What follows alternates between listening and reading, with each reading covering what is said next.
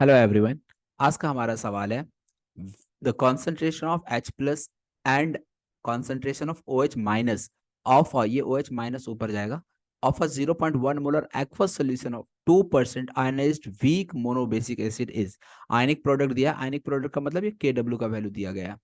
चलिए देखिए, आपको बताना है कॉन्सेंट्रेशन ऑफ H प्लस और कॉन्सेंट्रेशन ऑफ OH माइनस का वैल्यू क्या होगा।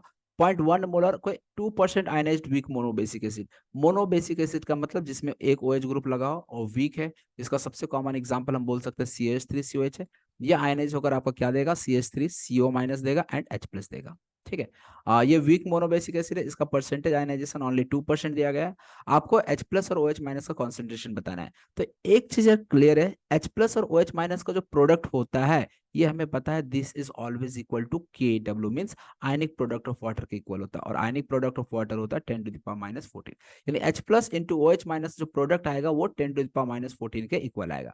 तो एक तो तरीका है, आप देख लो ऑप्शन में कहाँ 10⁻⁻14 आ रहा है H plus into OH minus को करने का, क्योंकि आपको H प्लस का कॉन्सेंट्रेशन और OH माइनस का कॉन्सेंट्रेशन दोनों बताना है। तो पहला वाला H प्लस का कॉन्सेंट्रेशन आपको एज्यूम करना होगा, दूसरा OH माइनस। कुछ नहीं मेंशन है, मतलब रेस्पेक्टिवली ही समझेंगे। तो H plus into OH minus जहां पे 10⁻⁻14 आ जाएगा तो समझ जाना वही ऑप्शन सही हो जाएगा। क्योंकि यहाँ पे आपको उतना कुछ करने की जरूरत नहीं है, 0.1 मोलर का 2% आयनाइज हो रहा है, ये सारी चीजें करने की जरूरत नहीं है। तो चलो हम लोग सबसे पहले H plus into OH minus देखते हैं कहाँ 10⁻⁻14 मिल रहा है आपको। तो ये 0.02 इंटू 5 करोगे तो ये आपका 5 2 10 हो जाएगा।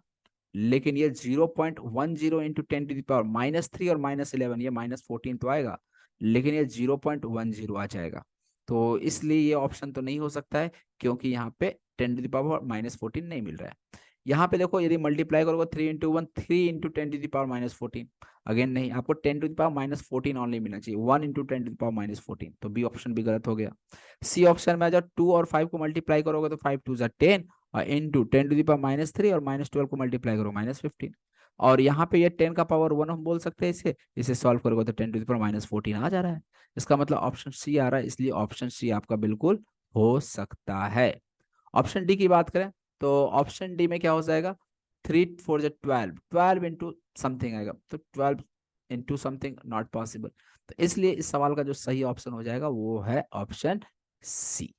तो उम्मीद करता हूँ आपको समझ आई होगी, ये सवाल सिंपल क्वेश्चन था। Hope you understand this question. Thank you for watching video.